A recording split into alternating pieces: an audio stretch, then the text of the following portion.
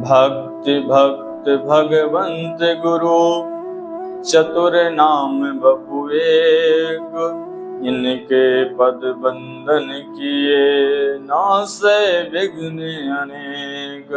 बोले राजा रामचंद्र भगवान की जय, श्री सतगुरुदेव भगवान की जय।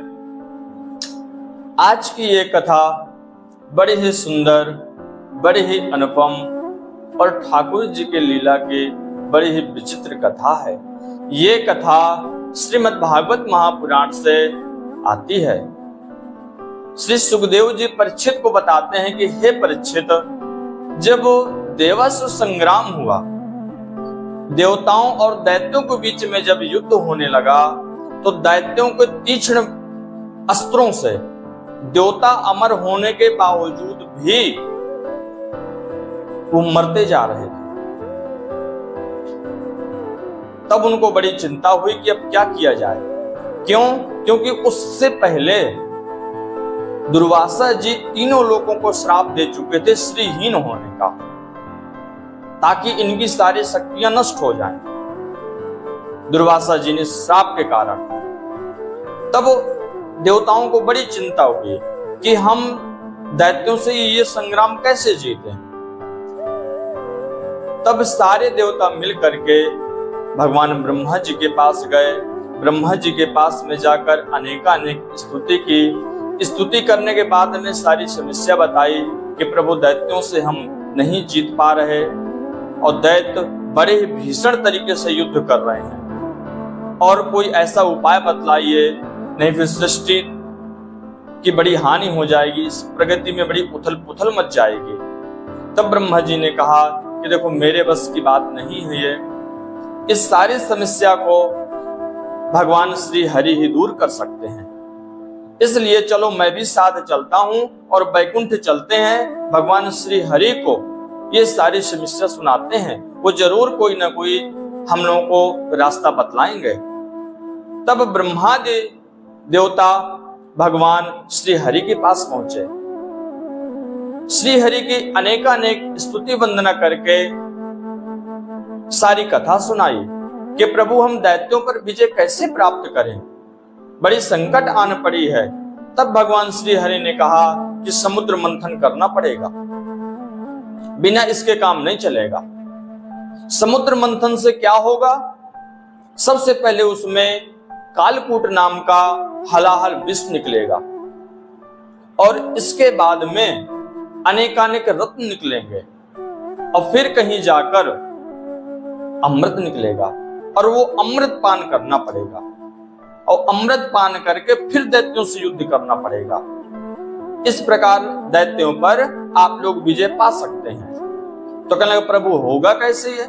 तो भगवान ने कहा कि पहले तो विष से भय ना करना और अमृत से लोभ न करना, ये युक्ति सारी मैं बतलाऊंगा कैसे करना है। उन्होंने कहा ठीक है। इसके बाद ये हो कि मंथन इतने बड़े समुद्र का होगा कैसे?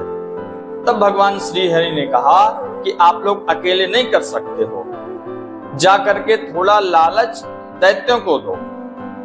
और राजा बलि उस वक्त स्वर्ग में आधिपत्य अपना जमा चुके थे, तो जाकर उनसे संधि करो और उनको कहो कि अमृत निकलेगा, अमृत के लोभ में वो संधि कर लेंगे।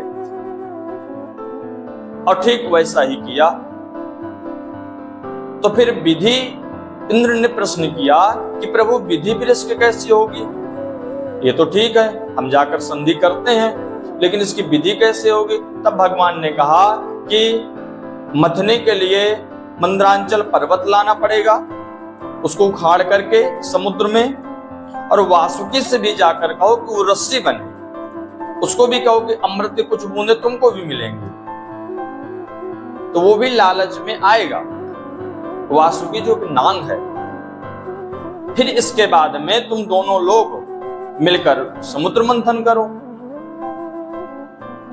ये जब युक्ति श्री हरि ने बताई, इसके बाद देवता स्वर्ग गए, स्वर्ग में राजा बलि से मिले और सारी कथा सुनाई कि ऐसे करना होगा।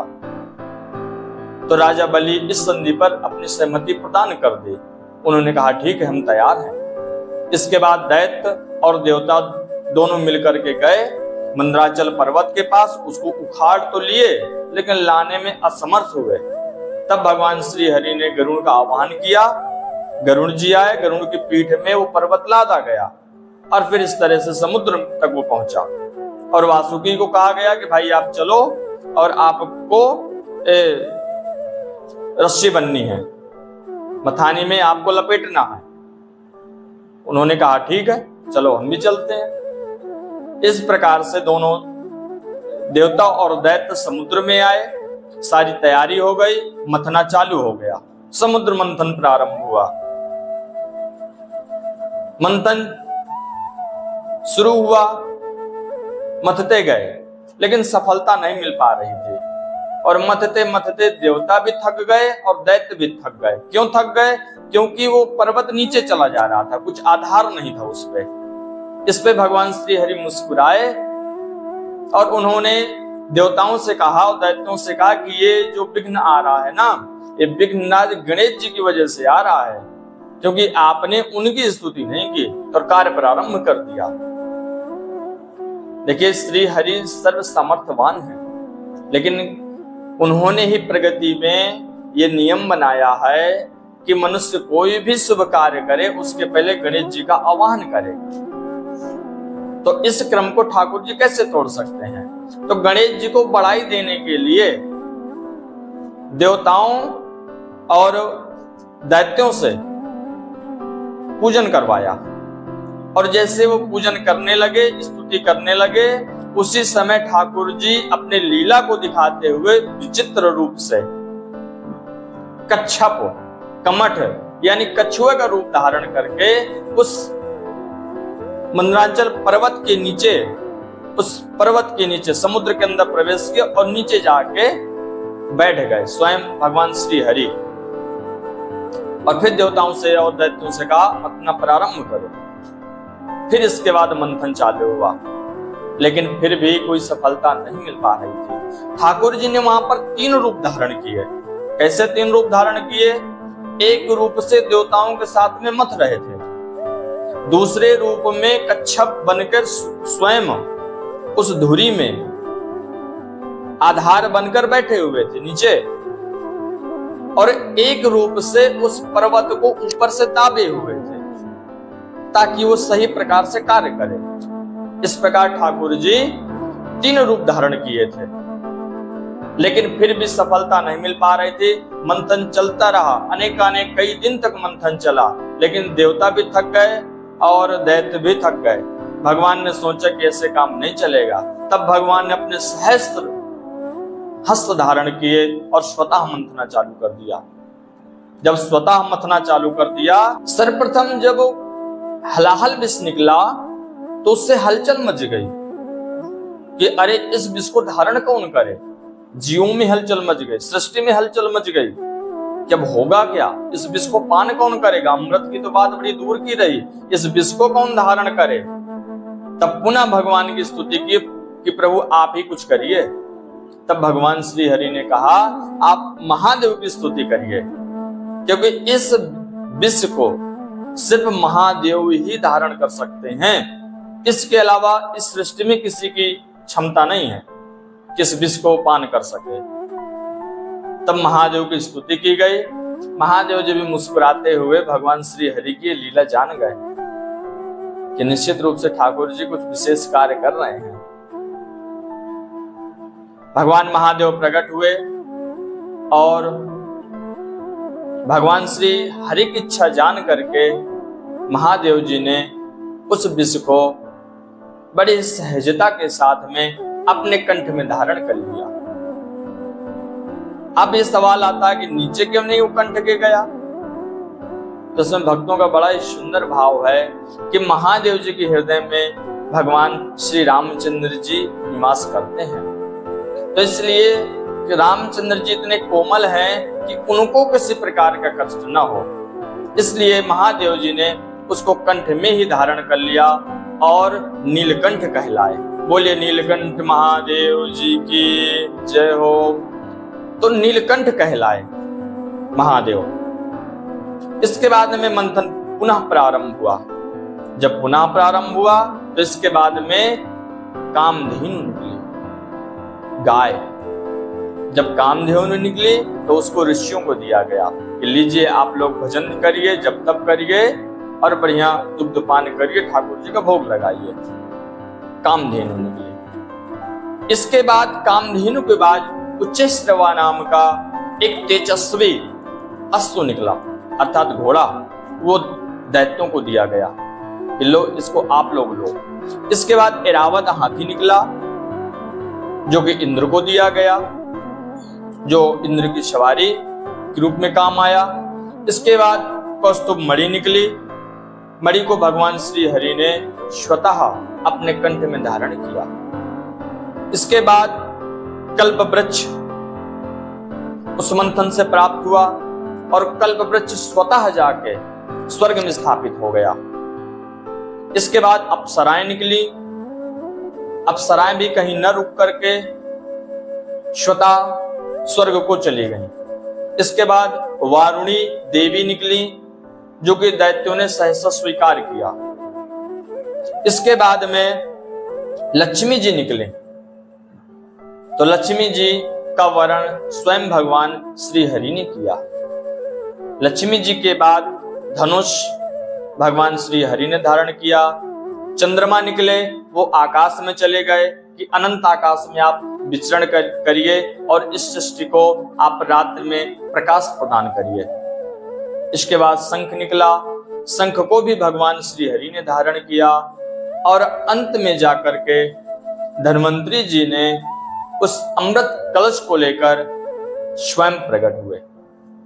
और जैसे ही दैत्यों ने और देवताओं ने उस अमृत कलश को देखा तो आपस में भगदड़ मच गई कि पहले हम पिएंगे, पहले हम पिएंगे। तब ठाकुर जी ने देखा कि अगर दैत्यों के पास एक बूंद भी चला गया तो ये दैत्य बिना बूंद पिए तो इतना सृष्टि उत्पात करते हैं और अमर हो जाएंगे तो पता नहीं फिर क्या करेंगे।